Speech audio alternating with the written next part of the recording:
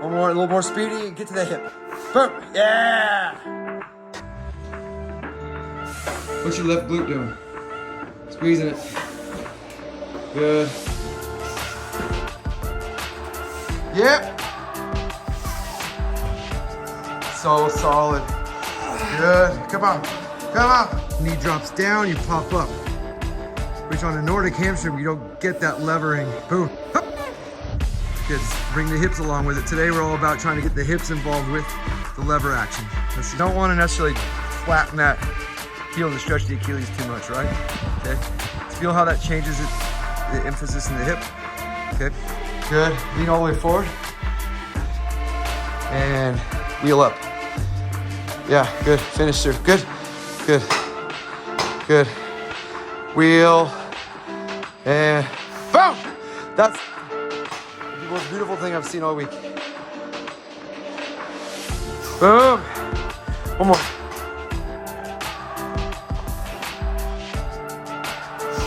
Good. And go!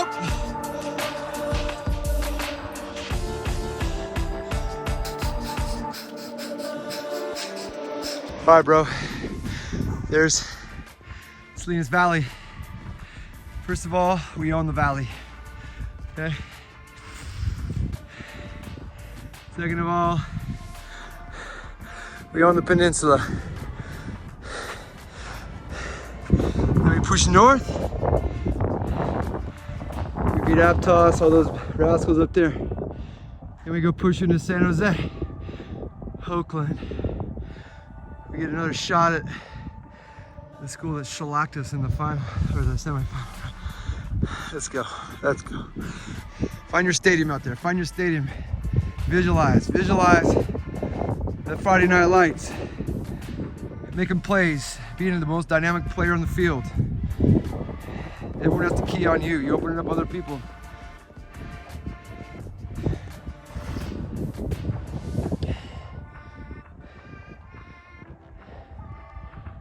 So now that we're running downhill, I don't mind a forward plant, right? Mm-hmm.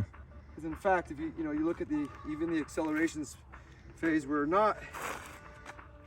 I mean, we always teach you like punch back or this pawing motion, but really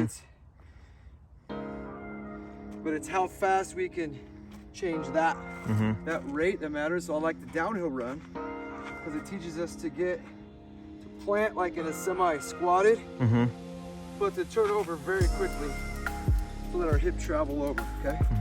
We don't want to be brace vertical. We want to be stable and roll. And get it. You're gonna let your hips travel over your feet. You're gonna feel that floaty thing. Okay, right about here. Okay.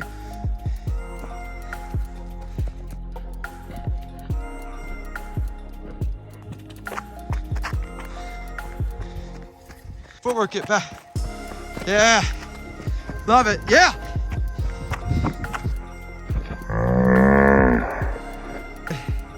Go. Good, go. And then go. Hit it.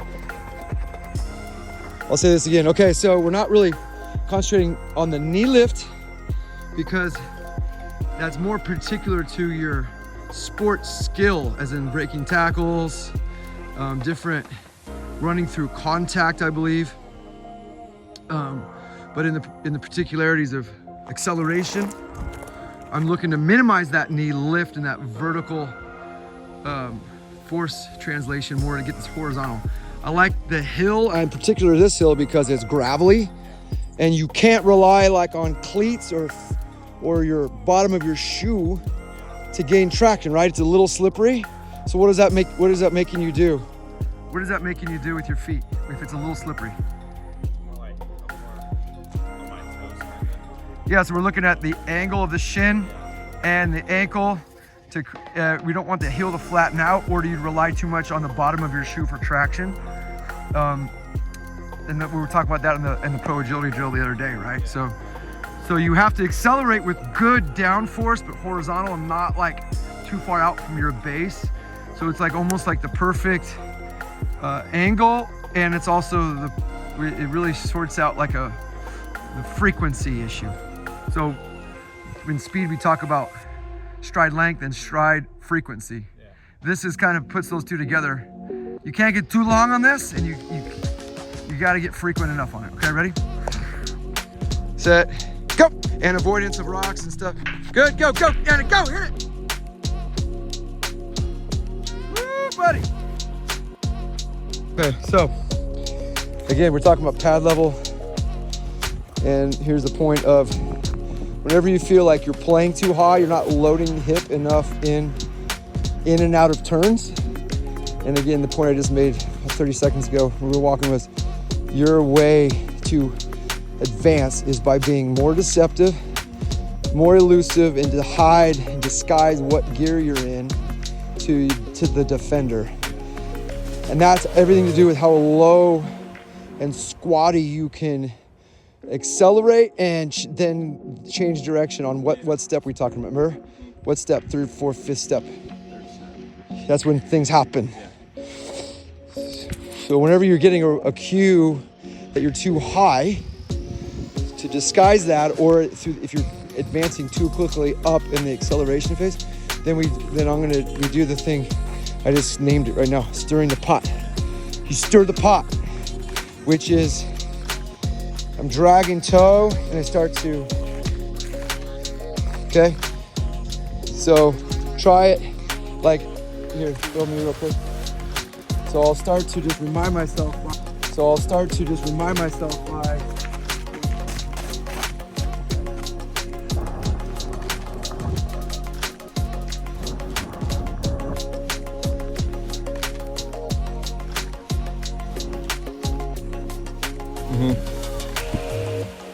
and what you get, and I learned this a little bit just through my work in pro baseball, pitchers, how they stay connected and loaded is really like, you'll see their foot drag patterns indicate that. So try it.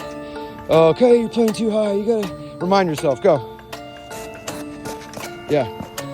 So like on kickoff team, or I'm coming out of the tunnel before the game,